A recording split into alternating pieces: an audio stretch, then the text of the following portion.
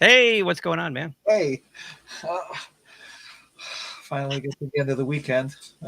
Yeah, it's been crazy, hasn't it?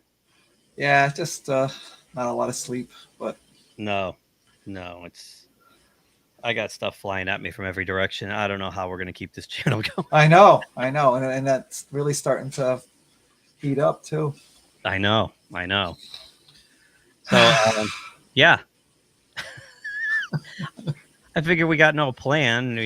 Well, why not come on and just talk about whatever comes to mind and Yep. kill an hour or something? See if any of our friends from YouTube want to hop in and whatnot. But I Um, gotta. The hot burning topic on my mind right now. And no, I have not seen King Kong versus Godzilla yet. oh, okay. Oh, I wow. haven't seen it. Okay. I mean, I know I can watch it anytime I want here at home, but I don't want to watch it here at home. I want to Right. watch I it know.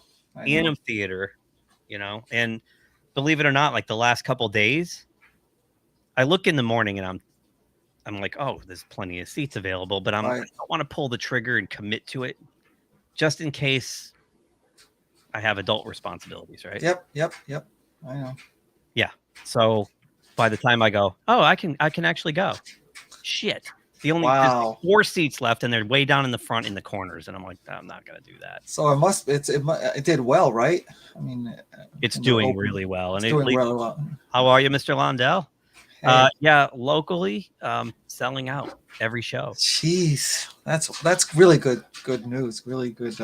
even the IMAX theater. Like, there's no seats left at all. That's a good sign. A really good sign for the Oh, movies. yeah, Oh, I think okay. Tuesday.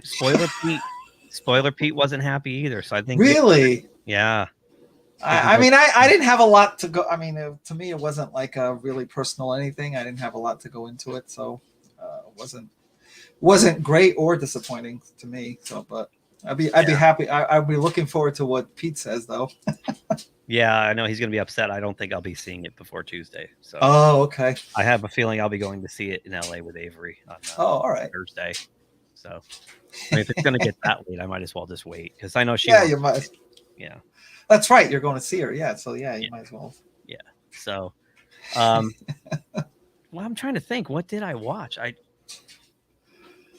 I'm behind on Invincible. I got one more of those. I saw I the first three. you saw what? The first 3 episodes. I'm more behind than you. I'm still on the first one, and I was hoping to catch up on that to try to think of maybe do a review on 3 episodes at a time. But And I haven't even watched it. I screwed you by saying you just want to go on live and do nothing for an hour. Yeah, yeah. No, you didn't. Sorry. It wasn't that I had planned on watching it right now, but I had other stuff to catch up on too. But yeah, that was one that I wanted to watch. I haven't. It's already on the 4th episode, right? And Yeah, fourth. damn, I know it. Right away, it's visually appealing in that it reminds me of the comic, and I read the series quite a while ago, so I don't have a lot of the plot stuff elements I've already forgotten, but Right. but it looks like it to me. Looks Yeah. just like seeing the comic, so that's a good sign. Yeah, I mean, you know, I think I read the first trade, so it would be 5 or 6 issues, right? Yeah. I don't know why. I just never. I should go get it and finish it, but yeah. I wish I had. I thought I was going to have plenty of time to go back and reread, but it's like nope. Yeah. Yeah, just watching the first 3 episodes, I remembered why I liked it so much. Yep. It's just one of those things. Hey, Jude, what's going on? Hey. Yeah, it's really good. I like that. But I don't have time for much. I Especially know. when I'm reading this kind of work shit. This is what's grinding my gears. I heard about. I haven't read that one, but I heard about it though. Oh my god! So there's if that's a topic you want to talk about, They're killing it. They're killing it. I mean, that's like not in a good way. Like what? Oh yeah. Like yeah. How about that new cover for the High Republic 3? Was it with the nine binary twins or something? Oh yeah. my gosh! I was like, seriously? Yeah.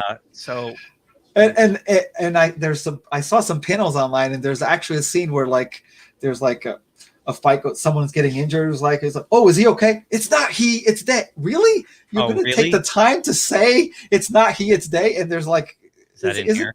Isn't helping his life? I think it is. Is this it right here? Yeah, here it is. Here it is. No, I don't know what happened, Marshall Chris. He just cried out, not he, they. Oh my gosh. Your injuries, are you in pain? No, it is Saret, Master. Something terrible. And then the names are horrible. Saret and Tarot. Yeah. You know, here we'll talk about this Tuesday for sure. Yeah. But my question is, why do they have to look like weird deviant vampire people or something? Yeah, like they're like the pale Happy man. And that look, like no joy. It's weird. Is it more Lucasfilm like subversive racism? When they go, all right, let's virtue signal, let's make these two trans twins characters, but then make them look like total freaky weird. Yeah. It's like you can't just be happy. Hey Logan, how's it going? There's no plan for this. Edson and I just said, I think your clothes are done. Oh my gosh, I forgot to turn that off. That's right.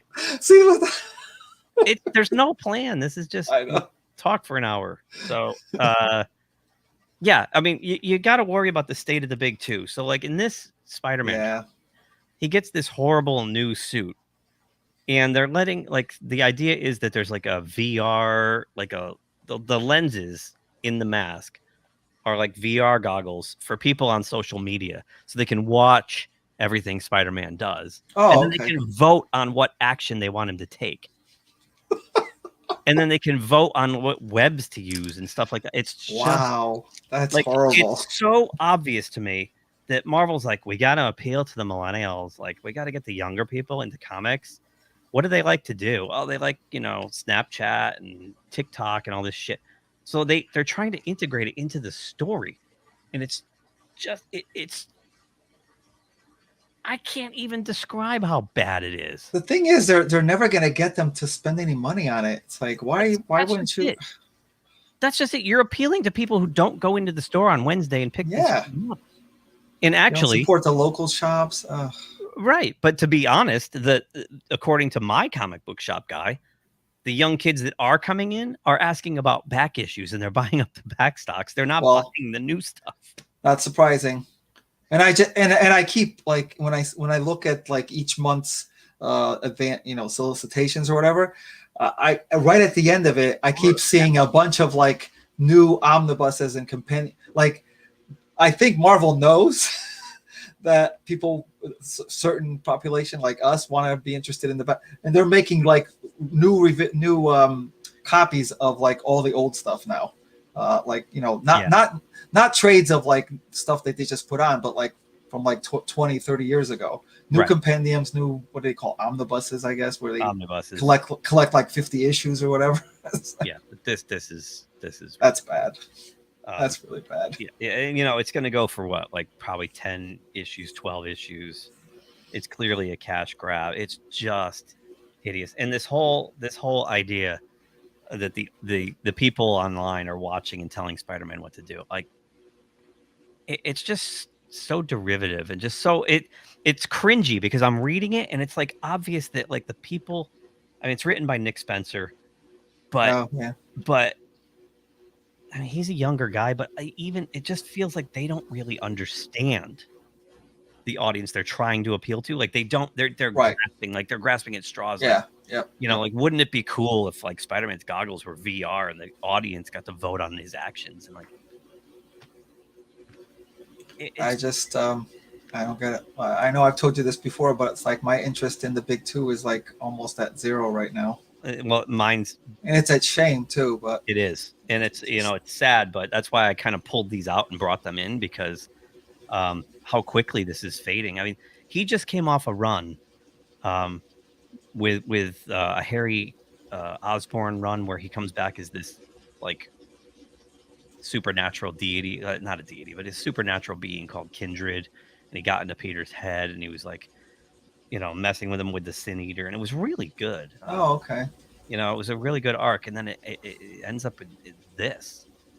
I'm afraid. I don't. You know, I'm afraid to go forward now. Yeah, because I got to read how many episodes, how many issues of shit. Where I got to turn this on. So hold on. With the social media. And then there was one, just me talking to myself. What else is new? Yeah, and then there's this Daredevil. Somehow my pull list got messed up, and I never got issue 27. I got issue 28. I haven't read it yet, but I see Lady Daredevil here. That's Elektra as Daredevil. I'm not sure this is going to play well.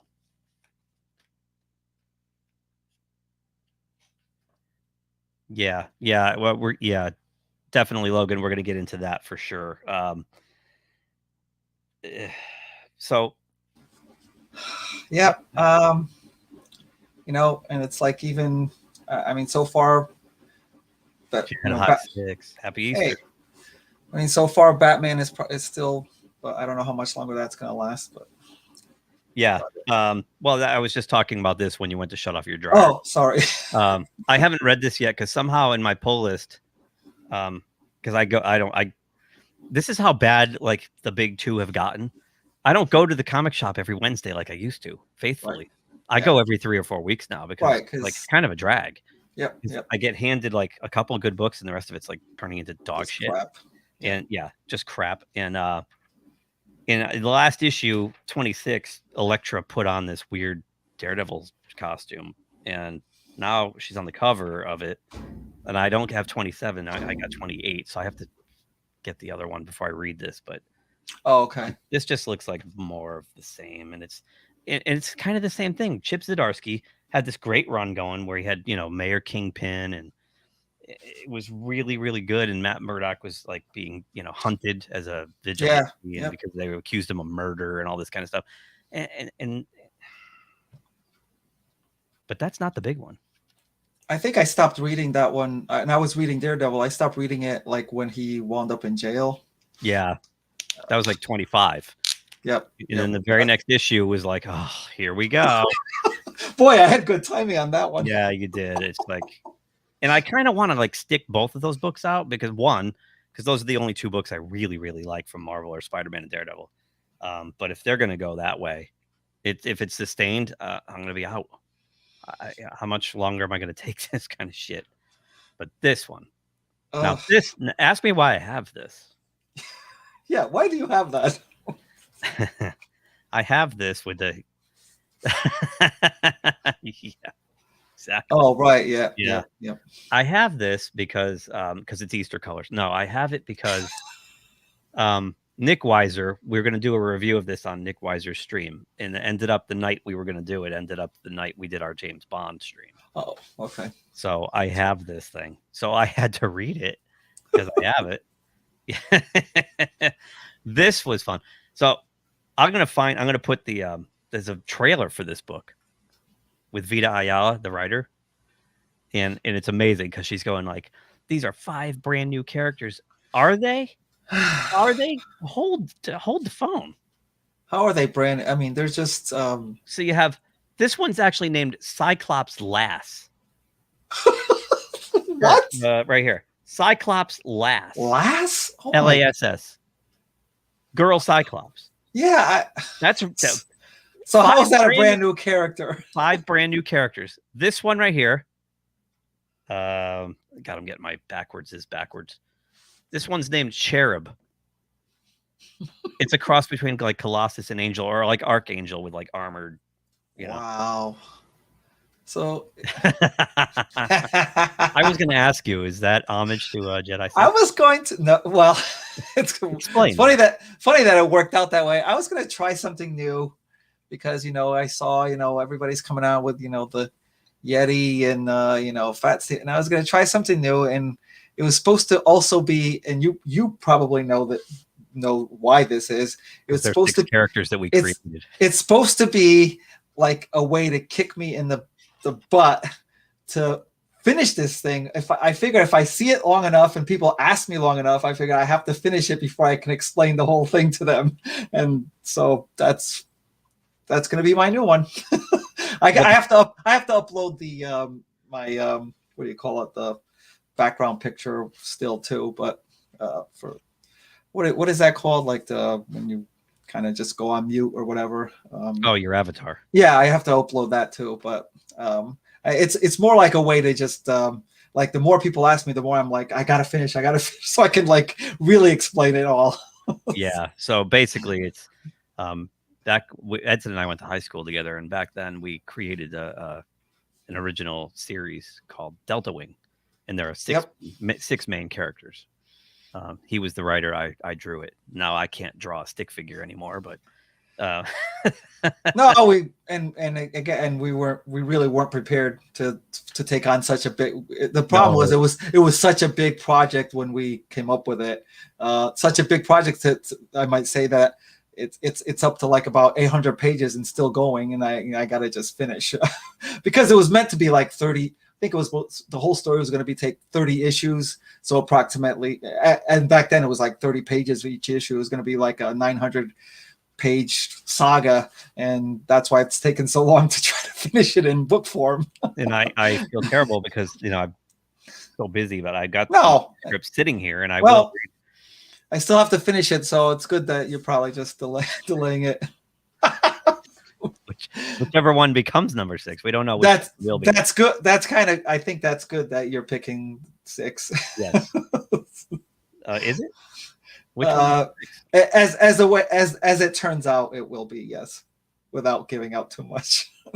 Hopefully, I'll have this. Now I'm probably gonna have to divide it into like 3 smaller, I don't know, novels, I guess, because it's gotten so big. It's probably I'm gonna have to divide it up into like three things. But I don't want to like start that voyage until the whole story is done, because then you don't want to get stuck saying, oh, when's the next one? When's it? It's like I want to make sure the whole thing is on paper first. Right. But yeah, it's gonna have to be divided down into different sections. You don't want to end up like the Disney sequel trilogy, which just like no plan. No plan. So this one, back to our Children of the Atom. This one is Marvel guy or Marvel. It's basically Jean Grey as a dude. Oh man, you gotta be kidding me! I gotta look inside. They gotta really like just stop this. It took me 3 sittings to get through this book. It's such. Plus they're using Marvel guy. So it was Marvel Girl, and now it's Marvel Guy. That's original. Keep in mind that Vita Ayala said 5 brand new characters. Yeah, right. Yeah, this one. Hang on, I gotta get the right name here. How can I forget this one? This is like the shit. Like seriously, when I tell you this name of this character, this is like the shit we did, like when we were in like junior high or something. Where you make these bad reskinned derivative. Yes. And you can't even think of a more clever name than Nightcrawler's doppelganger is Daycrawler. You gotta be kidding. That's gotta be. That cannot be on a Marvel comic. That's impossible. What the heck? I shit you not. Look, they're really scraping. Oh my gosh. Where is it? You're read that. Daycrawler. You're absolutely right. This is like, like young kids, like when they first get into comics and they want to just like where they can't come up with something original, and they're like, that's oh my gosh. Yeah. And then the last but not least is this is my favorite one. That's horrible. Yeah, it's awful. So this one is, if you've seen Vita, this looks just like her. This character right here. Okay, yeah. This is Gimmick, and it's basically Gambit. Well, yeah. Same character. Yep. Only, So everyone that they change genders on. Yep. Yeah, pretty much. Yep. Yeah. And to use the term "Children of the Atom," which has been it means so much for people who really know what it means, and it's like to use that for this crap. Yeah, it's crap. It's this opening, the Act 1 in this book the dialogue is so bad. Like I'm reading it and I'm like, it really sounds like something I would have written when I was like 15. Yeah, you know what I mean. It's just, and then then there's a scene where the original X-Men debating on whether they should help him or not, which was a little bit better. But yeah, it's bad. And then like the last act is like CW feelings and drama. Like they're sitting in this high school gym, like just like talking about how they want to bang these 2 basketball players and stuff. Wow. Yeah, it's just bad. Even when we were that, that young, we talked about things like, oh, it wouldn't have been great if, but our idea was totally original, wasn't it? We knew enough not to like directly copy. Copy and kind of demean the original characters we've been reading about. It's like, it's crazy. I'm gonna sound like Jude now. Jude, if you're out there, it's like when they're having this meeting, isn't there someone that says, wait, isn't that a bad idea? I mean, really? I know. It's the sad part is right now at the big 2, everybody sitting at that table is like, that's a great idea. Why would oh, that's so like, yeah, like we're getting our virtue points, and like this conversation in the gym. I'm just looking at this real quick. 1, 2, 3, 4, 5, 6, 7, 8 pages. 8 pages of these boring ass characters like swooning over this basketball players. It's wow. It's just hot trash. And this is a number 1. That's the thing. Much like when I read High Republic number 1, the High Republic. It's like, this is an issue 1. You're supposed to grab your audience, right? Yep. And these are the most bland, dull, boring. Like they're just like just rubber stamp kind of like just cliched garbage.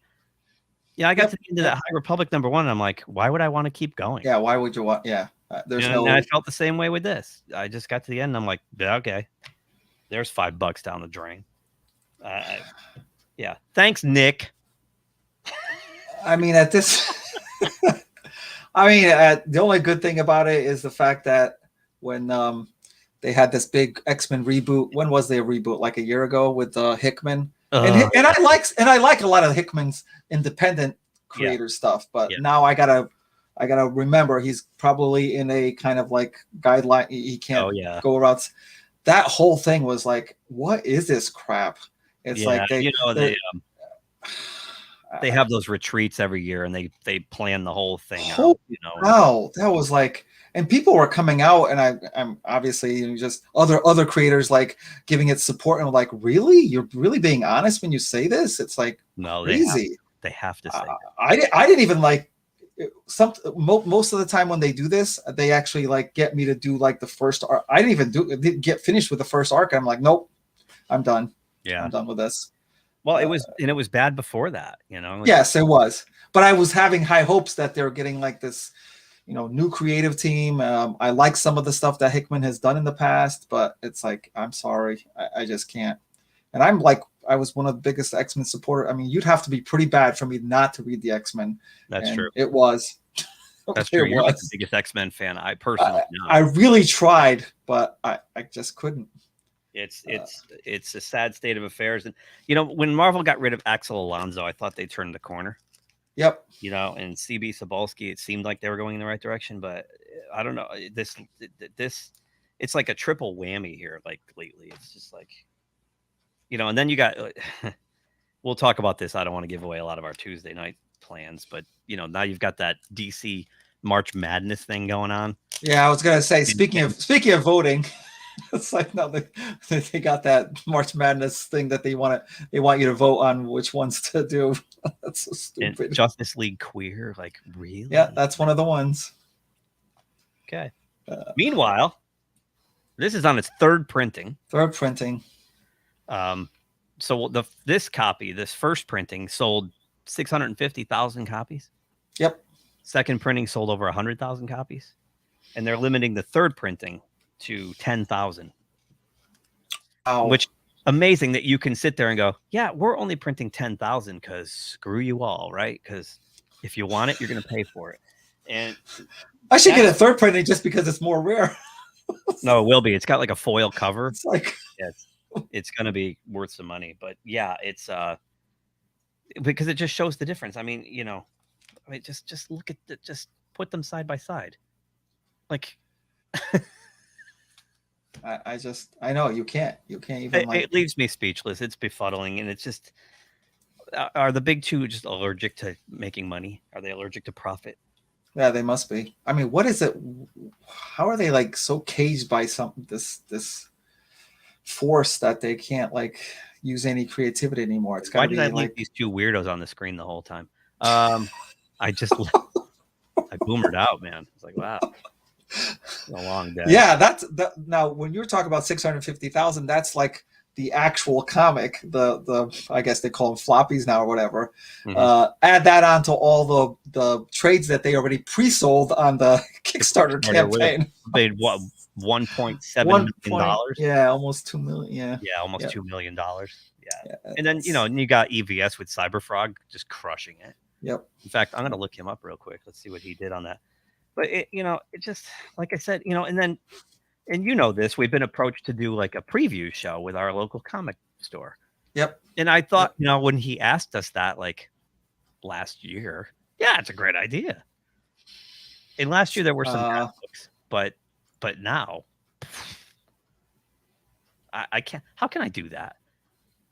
How can I do that? How can we? That's a thing where and have to he's going to want to talk the books up because he wants to make money. He's running a store, and we're going to be there trashing the books. Like we can't do it. At least the Marvel and DC ones. I admit I had to dig deep, but I'm starting to find some really good gems on the independent. And I'm not even talking about like the regular Image in Boom Comics, which is okay too. But I'm talking about like even more like the smaller ones. They're coming up with some really good gems that you have to kind of dig into. And I'm going to try to kind of like put them onto this show just so people are aware of them. Yeah, please. Some really good stories, some really excellent stories from like the, Aftershock and like It's Alive. But these smaller, I think that's what's happening. Like you're going to have to like start moving away. Marvel and DC thinks they have the grip on everyone. Like people are moving away from it, and they're starved for real good stories, and they're gonna start going into those. And I am already. So yeah, please do, because I'm tired of finding these books when they're up to like number 12 or 13. That's the thing. Yeah, by the time you find it, it's like they're selling on eBay for like $100. Exactly. It's too late. Yeah. So yeah, here it is. EVS just closed out his second Cyberfrog at $1.2 million. Jeez. Yeah. Yeah, so this is the way to go, man. There's no doubt about it. What the hell just happened? That window the window just went and filled my screen. I'm toggling between windows and it's like boom. So yeah, this is where it's at. This is where it's at. Creator-owned comics. In fact, let's check on our good buddy here. And if you look some of these, he's a really good artist of Sky. I mean, if you look some of that art, it's like. The coloring, it just explodes on you. It's like really good. Yeah. Edwin closed his out the other day too. His goal was 3,500. He made 5,470. This good. This is awesome. First time writer. Yeah. Yep. So I mean, this is the way to do it. Yeah, I'm looking forward to this one for when I get it. Project and yeah. So direct to consumer, and don't be surprised if Marvel and DC jump into this at some point. Well, yeah, like some of their. Scott Snyder did his. It wasn't as successful as the other one, but still did his Kickstarter for what was it, Noctera, I think. Something like that. A new Image. Yeah. And I'm sure we're going to see a lot more. Oh yeah, but I mean, you might see something like Nick Spencer do a special Spider-Man that's direct to, you know what I mean? Like they're going to take one of their big characters and they're going to do a direct to consumer.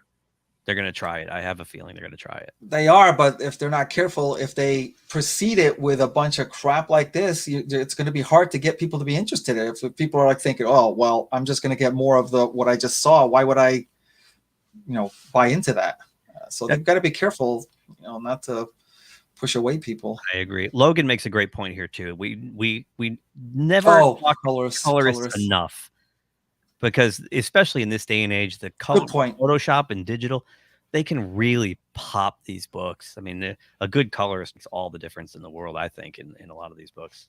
Yeah, I should have been giving credit to the color when I just said the color just explodes out at you. That's a good point. Yep. Yeah, exactly. I mean, it's you go back to the old 4-color days on newsprint, and they were stuck with the 4-color process. Yep. doing the Charlton Comics documentary, I've learned quite a bit about that old process and how bad it was at Charlton. When the registrations never lined up, because they, for more than anything, they just didn't care, and their presses were made for like magazine stock and cardboard boxes, and they were printing comics on them, so nothing lined up properly. So that's why they had all these color bleeds, and everybody looked like they're wearing chainmail armor all the time. But that's. But now in the modern age, when these guys can hop into Photoshop and they just do some dynamite stuff, and they're printing on this high gloss paper, it changes the game. And it's funny because Marvel will put out those like facsimiles or those true believers, and they put them out on the high quality paper, but they're using the old 4-color. Okay. 4-color composite. Yep. When you see those basic colors, they kind of blind you. They come off the page and they look so. Sometimes they're so garish. I know Jackie, co-producer on the Charlton, complains about that a lot because they're oversaturated and they're too bright in there because they were made for newsprint. They were supposed to be dulled by the final print, and now they're just like, and it's like kind of weird shape sometimes. Yeah, that could backfire. Yep. Yeah. It's almost weird looking at them. You get an old like Ditko Spider-Man or something, and it's on the high gloss paper and the colors are just radioactive. And they say, and if it was, if the registration was misaligned and you got bleeds here and there, they my gosh, it up. So it's like extra, like it's just too perfect looking. It's like it almost looks like a cartoon cell sometimes, Right. But I enjoy it. I think it's cool. Jackie's always like, "Oh my god, this looks terrible," and I'm like, it's all subjective. I like it because to me, getting old like Ditko and Ramita and Buscema and all those. Even old Burn stuff and all that stuff reprinted on high gloss paper, like really clean, is like reading. It's like if you took like an episode of Deep Space Nine and we got it in high def or 4K, it'd be like watching it for the first time again. It would be. Yep. That's the way I agree. It's like I never got to see this book like this before. It was on a ratty newsprint before. Oh, does really? It? Oh, okay. I gotta look at that. Yeah, I gotta look at that too. Oh, really? Oh, wow. Thank you for bringing that up. Yeah, thanks for that, Logan. That's great. Yeah, Kyle Ritter. I'm gonna look that up after.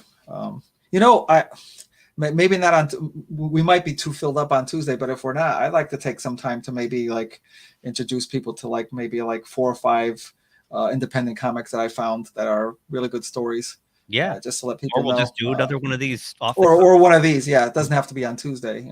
Yeah, I'd love to do that. What might be a good one is talk about a lot of these crowdfunding campaigns, right? Go books and stuff like. Yep. Maybe we'll get Edwin back on and stuff. I know there's plenty of channels that do this stuff, but why not? I mean, we're interested in it, and clearly, I mean, I'm just getting so demoralized with this kind of shit. It's just... right. And I figured if you are, then and I am, there might be other people that might be looking for, where can I go and get, what can I find a good story? Well, like I spend a lot of time like trying to, unearth these like gems that are hard to find because they're not like pushed out by the big two. They're kind of like you have to kind of really look deep to find them. So I love talking about them. I love when I find them too. I'm like, oh my gosh, this is so good. Why is this not being talked about? Well, because it's by like Aftershock comics that people don't really look at and things like that. Black Mask had a couple of really good... Black Mask, yes, yeah. Are they out of business? I don't know what happened to them. I still look at them once in a while. They might, I don't know what's going on with them, but they might have like one time, like in a month, it's like might be one title or something like that. And I keep looking to see. I remember what was that one that they put out? It's like You Can Never Go Home. It was one of the best. I gotta like reintroduce people to that. It's like remember the one? Was it 5 Kids Walk Into a Bank? That was by the same writer of that one. Yes, 5 Kid Walks. Oh, that was another one. But that was the thing where too, because they were so small, like it took like 2 years to get 5. Yes. Yep. It just took forever, and that's a bummer. Like if they did, if they did one of these Indiegogos or a Kickstarter, and they were able to give you all 5 stories in one book. Yep. That's the way to go. Because for me, it was very frustrating, like to even try to find those. It was hard to find those issues. It was just Right, because they may wait 3 months and then you'll forget about it, and then you missed like issue number 3, and then I was like, well, what happened to this? It's like, well, it's on issue number 4. Yeah, but what? It was weird. Like I think 1 and 2 came out like boom, boom, and then it took like a couple months to get 3, and then it took like 6 months to get 4, and then like a calendar year to get the very last one. Yep. It was ridiculous. That's what's frustrating about it. Yeah. I'm worried about going down that hole because I'm going to be bankrupt. Exactly. Yeah. Because I support a lot of people, and yeah. Oh, is that another artist? Oh, let's see. It says go down the book called Bonds on there. Is the book called Bonds or is the artist called Bonds? I was trying the book is called Bonds. Okay, Bonds. Okay. Okay. Well, I'll look it up right now. Okay. Yeah, I mean, how long? It wasn't that long ago, Edson, because you and I sometimes would meet at lunchtime on Wednesday for the new comics. Not that long. We're talking like 5 or 6 years ago, right? Yep. And we'd walk out with a stack of books like this. And now, like, I go every 3 or 4 weeks, and my pile's like 4 or 5 books. Yeah, I remember saying that my monthly books were like, it was like having Christmas every month, like, because it would be like opening up Christmas presents, because they were all like 90% of them it was all so good. It's like there wasn't many bad ones on there, or mediocre ones on there. It's like, it was amazing. Yeah, the run that they did. But there it is. Bonds the Drive. Is this it right here? Bonds the Drive. 20,000 earned. Ooh. Nice. Nerium Bonds. Oh, okay. Jeez. Oh, I like that. That is good art. I like that. Yeah. I mean, this is just the way to go. And as much as I love my Spider-Man and my Daredevil and my Batman and my Superman, I mean, my Superman's been abysmal under Bendis. Just abysmal. I mean, until they, while they're still, they're writing these stories that I consider like kind of not part of it. Yeah. Because they're just like have some kind of agenda that's how I treat it. I treat it like it's like a joke. Like, right. I don't treat it like it's like the Star Wars. It's the Disney Star Wars thing. I don't consider that real Star Wars. It's like fake Star Wars. It's like bad fan fiction Star Wars. And you're right. Now that they're like perverting all these classic characters in Marvel and DC, I think of it the same way. I'm like, it doesn't count. Right. It's not real. It doesn't count. My only question is there going to be a period of time where, okay, I can get by through this, but is there going to be a period of time where it ever comes back, where some sanity comes back and they start writing really good stories again? I don't know. Maybe if they start going broke. Yeah. Which, I mean, we can check sales figures. Or as we talked about and previously, if somebody who's a real fan buys them. Yeah, like we were talking Tuesday about Robert Kirkman might. And that's a rumor that EVS threw out there. So yeah, I don't know if that's what did I just do? If somebody buys those IPs and then makes it, starts up a new Image type, publishing, I guess. Yeah, and that's kind of what the Indiegogo movement feels like. Yeah, it does. And things like this, like Berserker has that kind of vibe to it, And he's already got a movie and series lined up with that already. Jedi 6 says, I used to go to my comic shop every few months because it's 45 minutes away and my schedule was crazy. I only bought Star Wars comics, but it started getting smaller because they're making shite. Yes, that's it. Shite. Yeah. That's it exactly. Yeah, I mean, I don't know. I don't know what the answer is. I mean, I keep thinking like this will stop when you see the sales figures coming in, but it almost seems like they don't care. It's like I know it's been going on for a while. These corporations are like so big that 2020. Wow, Comic-Con's way behind. I'm looking at Comic-Con right now. Here, I'll pop it up. Oh, looking for the sales. Yeah. Okay. Their sales are from like March of last year. I was looking at that too the other day, trying to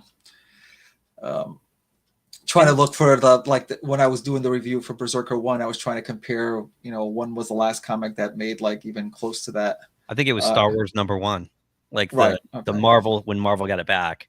Yep. Like 5 or 6 years ago. when the Force Awakens came out and they got the license back and they printed that Star Wars #1. Star Wars #1, yep. 1 million copies. Okay.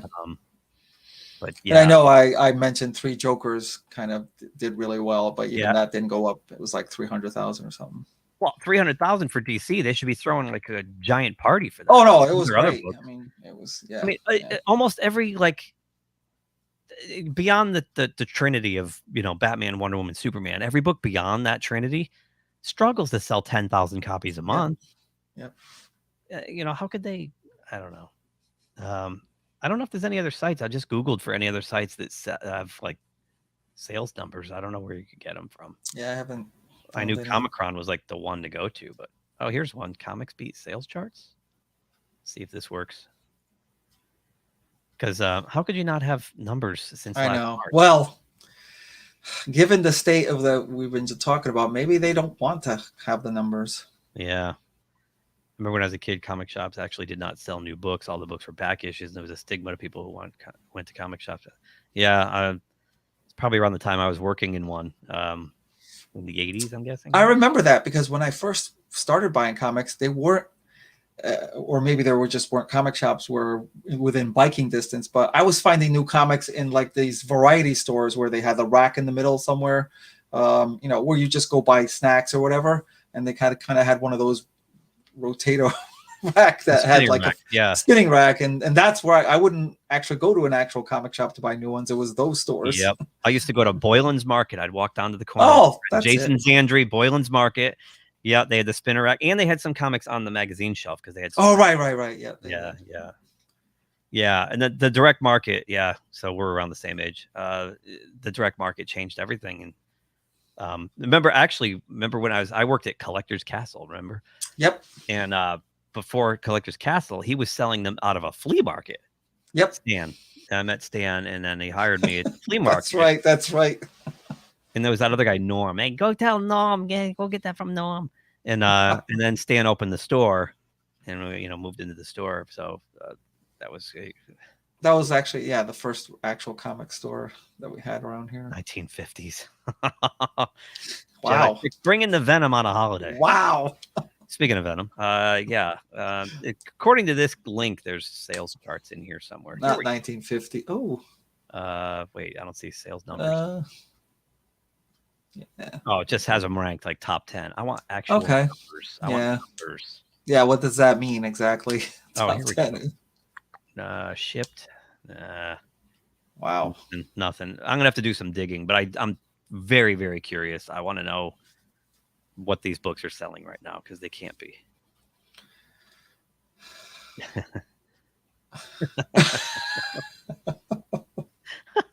Yeah, not the 1950s. Yeah. Well, that's when Dark Shadows was on, right? Yeah. Yeah, and Diamond's in a lot of trouble anyway. So who could even? There? And even to be fair, the Comic-Con sales charts are not actual physical. Right, they're not. Looks home. It's what the shops ordered. What they ordered can be sent back. Right. So if they're saying, America Chavez sold 6,000 copies, did it though? No, it probably sold 600 copies, and Marvel had to take back 5,400 of them. So, but they don't count that. It's just whatever when you have to fill out your order 2 months. Yeah. When the stores order. Yep. Right. Yep. Right. So and that's so misleading. Like, completely. Yeah. It's smoke and mirrors and I just think it's going to be fun to watch. I don't know what's going to happen to Diamond. They're not going to make it. Yeah. I mean, done, they lost all the major. Everybody's moving away from them because of what they did, because of how they've been, for a while there, they were kind of like prisoners of them, or they thought they were. Yeah. It was the only way to go. But now they know that there's alternatives. And yep. And just go back to what you just said about being how the sales are misleading. What's not misleading is if you're doing the campaigns, those are actual numbers, like the Indiegogo so those that they're actual numbers. Exactly. So yeah, it's a sticky widget that they these. I'd really like to know if they would count their returns. I would love returns on that. I'm looking for. What happens to all those comics anyway? I don't know. They get recycled. Okay. All right. Yeah, Dark Horse is still around, and they're actually doing. I guess they're doing relatively well when compared to some other companies. They still got all those movie licenses and whatnot. Right, right. I'm trying to find this article, and I put it in the Tuesday lineup, so I could always just pull that. But oh, you know what? I just heard that their announced Predator just got shelved. I saw that. Yeah, I probably should have waited on that, but it was just something that was in my head. Because we were talking about comics, that's why I was like, because they plan to have their new Alien title followed right by their new Predator, and then all of a sudden it's like, no, it's going to be like postponed until November or something for some. But I haven't been able to dig up like any real reasons that they're giving us. I wonder if it's because the new Predator movie is like Lady Predator, like what? Remember we read the description of the movie? That's right. There was no Predator. There was no mention of a Predator in the description of the Predator movie. And all I can hear is Jeff Goldblum. Now you do plan to have a Predator in your Predator movie. Hello? Maybe when they got done with the first issue of Predator, someone looked through it and was like, wait, there's no Predator in this issue. We got to go back to the show. I'm serious. Maybe. Oh, I saw this. I put this in for Tuesday. We'll talk about this Tuesday too. But Dynamite, man, what is Nick Berrucci doing? What is he doing? Is he trying to implode? Like, is he like he already alienated like half of his fans last year? Right. Yep. When they remember that? Yeah. That whole debacle, and now he goes and like makes them. So this is crazy because they told this artist here. Who is it? Aaron Lopresti. Aaron Lopresti to like they asked him like, oh, let's do an homage to to Steranko, like awesome, right? So he does, and then they could tell him to take the lady, or he has to Photoshop a dress on this woman, right, because it's offensive. Like, and they told him it's because James Bond is going woke. So basically, every James Bond movie we've ever seen in comic has, obviously has young women on there, bikini or scantily dressed. But now it's like all of a sudden they're changing the direction, I guess. Yep. Because they don't want them to be sexist, I guess. Or right. Is that what? Okay. Yeah. Well, yeah, exactly. So this is from Spencer Bakuli at Bounding into Comics. It says Lopresti revealed that despite the sheer quality of the work and the specific request by a Dynamite editor for the piece to pay homage to Steranko, the same editor eventually demanded that the scantily clad woman to Bond's left be covered up. See the girl in the underwear? Apparently the James Bond people are getting all woke and all. They don't want to show James Bond being a sexist character anymore. They don't want any girls in bikinis or underwear on the covers and all that kind of stuff, explained Lopresti, who then admitted he is now being required to put a dress on her. I have to do that this week, he concluded. Photoshop a dress over her to cover her up.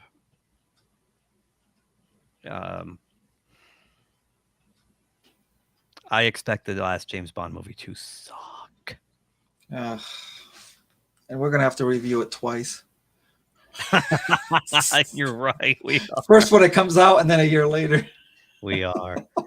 Dynamite's not going to be around much longer. They bent the knee too much and alienated. Exactly. And I'm reading this James Bond book, and I wrote Nick and said issue 2 will be my last. That was the cover to issue 3. How was the issue? How was the first? I was wondering if I like number 1. I mean, you know what it reminded me of though? It reminded me of Hail Hydra, Captain America. Oh, because he's Agent of Spectre. Okay, right. Okay. Like he gets coerced by Spectre to do some dirty work for them, and I'm kind of like, James Bond would never do that, right? But this might be fun anyway, so I'll give it a shot.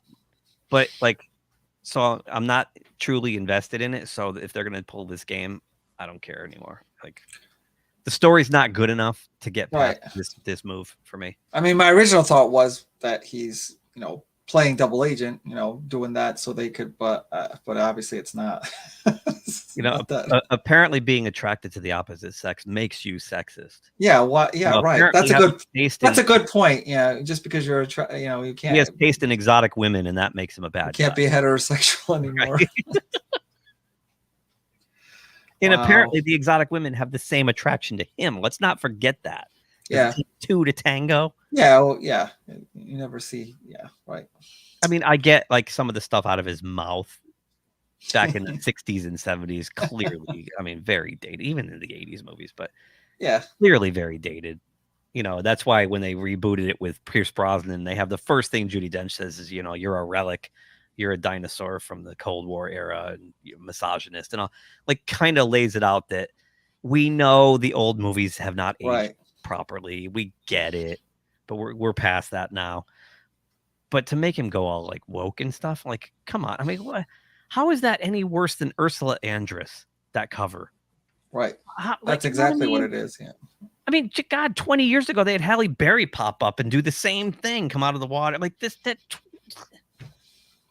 God, this hypersensitivity stuff just chaps my ass, man. I can't even sit in this chair anymore. My ass is so chapped.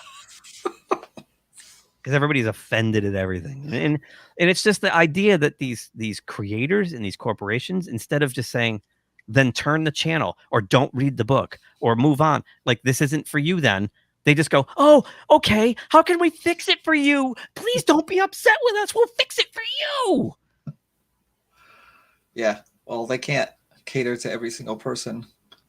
I think Jedi 6, I think I can safely say, you probably won't like the Brosnan movies, but I think you will love the Daniel Craig movies. I love them, yeah. And I think you'd really like Timothy Dalton, because here's the thing with Timothy Dalton, and I can't wait till we get to the Timothy Dalton movies when we do our reviews. He played Bond like Connery and Craig do. Yep. Just rough around the edges, no nonsense, license to kill, right. just ruthless, right? The mission is life. That's it. I have to complete my mission and nothing will stop me. He did that. They had him doing that kind of a James Bond in the 80s, where everything was big hair, big bright colors, and happy. Everybody had money, and everybody's just, it was in the era of excess. Right. And now you got a James Bond coming in and like punching women in the face, right? So it was you killed us in that poll. You killed us. Throwing your weight around. Yeah, there's no way we could have overcome that. Yeah. We're in the runner-up poll right now. Maybe we'll win the runner-up prize. Hey, yeah. We were ahead last time I looked, but there were 6 votes and one of them was mine. So no, don't be sorry, dude. As soon as I saw you were in that bracket with us, well, I knew right away. It's like, it's well deserved, man. Don't apologize. Of course, you earned that. You earned that crushing defeat of everybody else. Yeah. So, and who are we? We're new. We're nobody. It wasn't just us. Timothy Dalton was underrated. Dude, I'm with you. Yeah. Oh yeah, that's a good comparison. Yeah. They even kind of dressed him that way. Yeah. I mean, he didn't have the bright colors, but he had the same kind of loose style. Same kind of style. Yeah. Oh, yeah. Absolutely. So I have to say, I will announce this on this stream to whoever's watching. I just reeled in. I reeled in a pretty big fish for our James Bond reviews. He has requested 3 to do 3 movies with us. He can do more if he wants, but starting with number 6 on Her Majesty's Secret Service will be Mr. Robert Meyer Burnett. I'm stoked. That's like a very underrated movie too. It's perfect for him. Oh, when he said that, I'm like, oh my, because that's one of my favorites, because it really is. And I know he's going to wax poetic about it, and it's just going to be a thing of beauty. What is he also doing?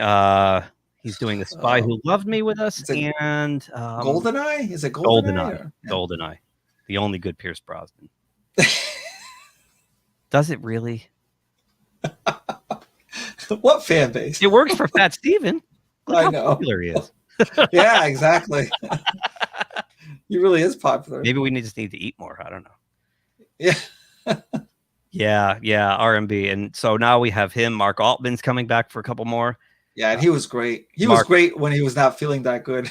Mark, if you stumble on this, true professional, the guy, great. He scheduled that time with us. He wanted that specific time, probably because he was getting his first COVID vaccine. He didn't expect to have any side effects from the first shot, right, and he had horrible side effects. But like a true pro, he sucked it up and he came on 2 hours. And I mean, it would have been, it would have been totally understanding if he just, emailed and said, I just can't do it. That's fine. Yeah, but he didn't. He showed up, and after telling us that, I'm like, I totally forgot that he had any side effects because he was such a till the end. You could tell all of a sudden trying to rush to the end, and he said, "Look, I gotta go. I'm struggling." And you can hear him struggling. He was in bad shape. But, yeah, we did rush the end of that one a little bit. A couple people have been like, "How come he wasn't on camera?" I'm like, "Well, he probably looked like." Yeah. Oh yeah. So this James Bond thing's shaping up pretty good. We'll see who else we can bring in. If anybody watching is a fan of From Russia with Love, we still need a guest for that one. I'm trying to get Scott Mance, but he's been unresponsive so far. So unless somebody has a way to get to Scott and push him. Yep. Just get belt extension. That's really cool. Yeah. So hang on. I got to go off camera for a second. I will be listening and talking. Okay. I boomered myself again. I meant to hit stop cam and I clicked. I was like, hey, it's just me. And that was Oh, and I have your avatar. Hey, I always use that one. No, but I'm gonna use a different one anyway. So. I just gotta text my daughter and tell her I'm gonna be about 10 minutes late. Yeah, that's fine. That's fine. And just getting back to, I know originally you touched on the Daniel Craig, and of course I fell for it again when they first announced that he was going to be the Bond, the new one. I was like, Daniel Craig, are you crazy? I was like, I fell for the I'm not a casting person type thing where it's like they know what they're doing, but me, I'm like, Daniel Craig, I don't think he's Bond at all. But then when I first saw that movie, are you kidding me? He nailed it. I was like, I was totally wrong. Yet when they introduced him and he came in on the boat, holy cow, blonde hair, and I'm like, nah, it's completely wrong.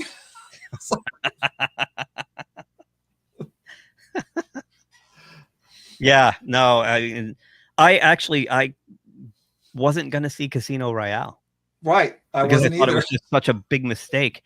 And then everybody said it was awesome. It's awesome. It's awesome. It's awesome. And I saw it like just before it went out of theaters in like a second run theater. I waited a while. Yeah. I was like, whoa. I couldn't believe it. I was like, and as soon as the DVD came out, I'm like, watch it like 3 more times after that. I was like, me too. That whole parkour scene in the beginning is awesome. Oh yeah. Yeah. That is awesome, man. Like, yeah, it makes some Spider-Man wire work look bad, Yeah. That's a good point. Yeah. Or at least the Wonder Woman 84 wire work. Oh, for sure. Yeah. It was awful.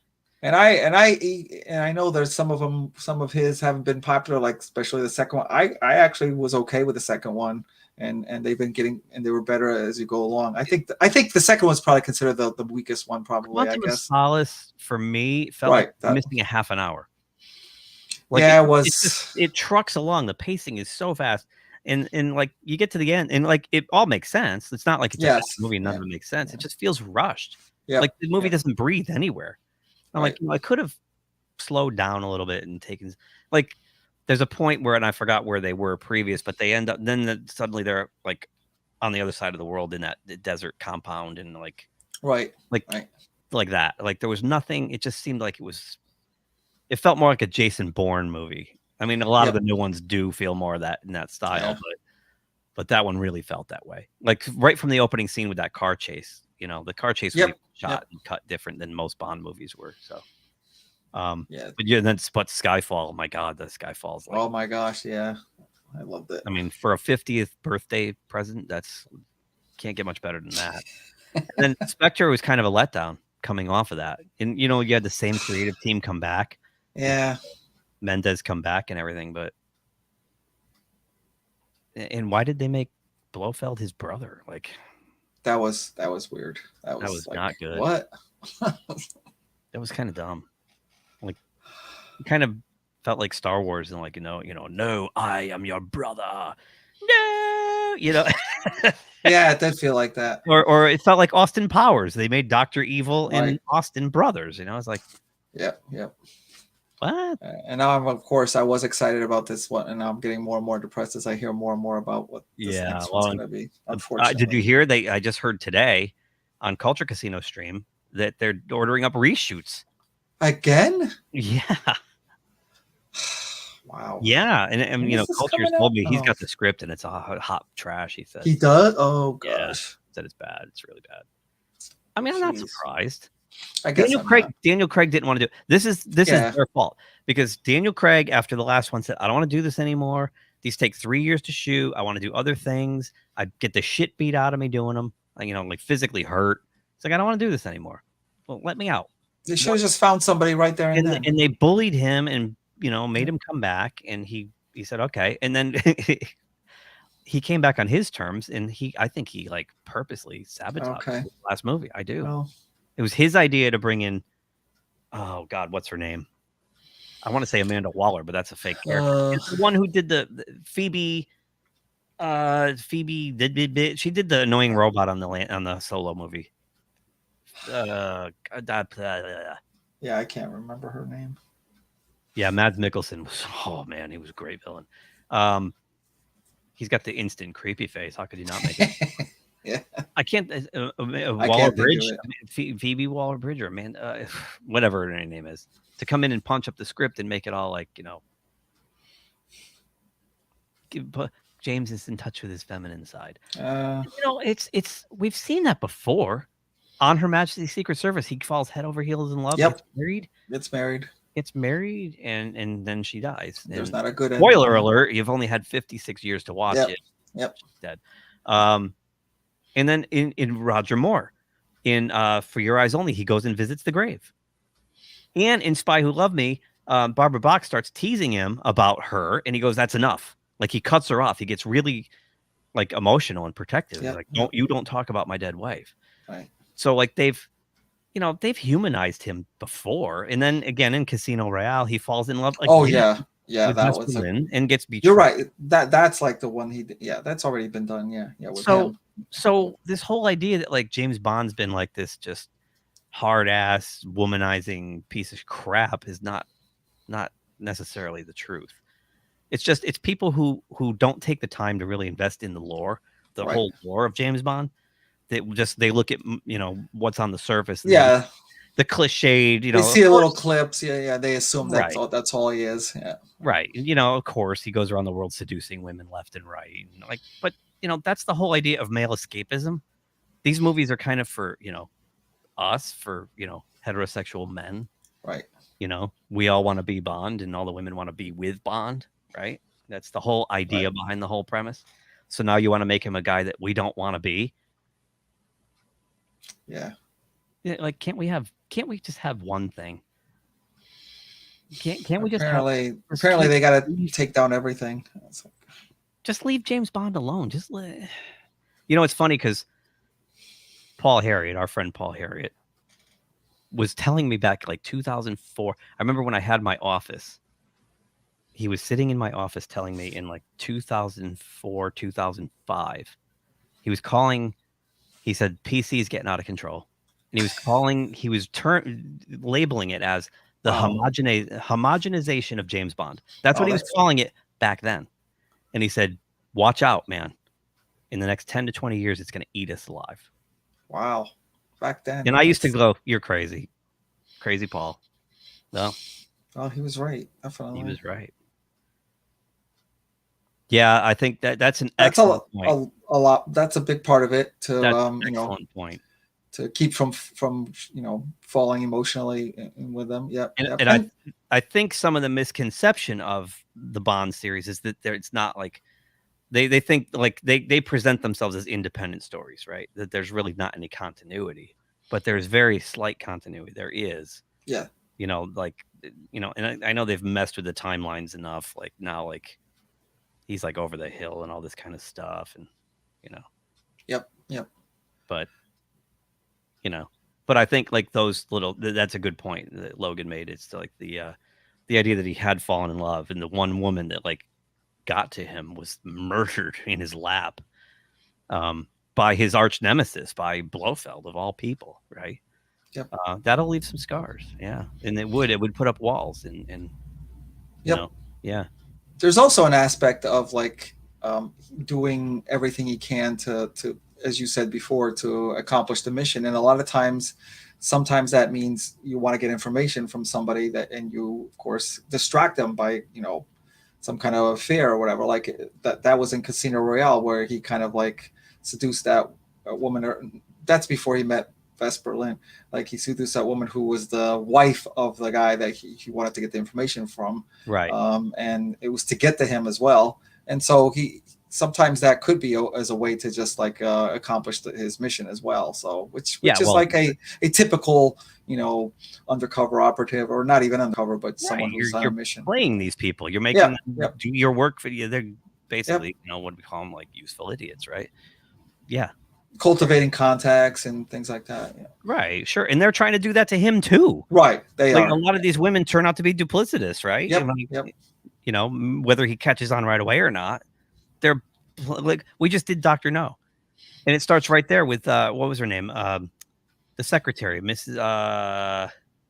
Oh my God, drawing a blank. Yeah. But anyway, you know. Towel? I forgot her name. Taro? Miss Taro, right. Yeah, she was trying to get him trapped. Right. Killed. They were doing the same thing to each other, right? They were both using each other for the same purposes. He just got the upper hand. Yep. So yeah, it's yeah. But again, you'd actually have to, much like these SJWs do, they don't do their homework. They don't actually sit down and like look at the stuff and look at the context that surrounds it. They just say, "Oh, he's gross. He's creepy. He's, you know, money. We love Moneypenny. Who doesn't love Moneypenny?" Poor Moneypenny. She wanted him in the worst way, and he just teased her and toyed with her. Yeah. No, we were talking about Miss Taro, the secretary. She was on the ground listening through. Yeah, it wasn't Moneypenny, right? It was right. And you know, he gets up to her and he sleeps with her twice.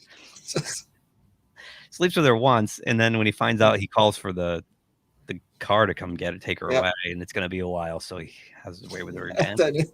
He looks at his watch. He's like, "All right, I got time for another quickie." and then he gets her arrested. Jeez. Grady walks her out to the car and like take her away. Oh, she's pissed, and she's pissed because she knows he beat her at her own game. Yeah.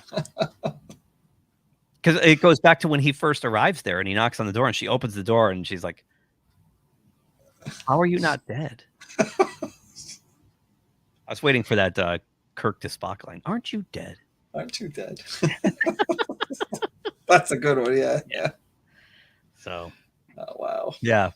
We could go on and on, but my little girl tried calling 3 times. So I must call my daughter back.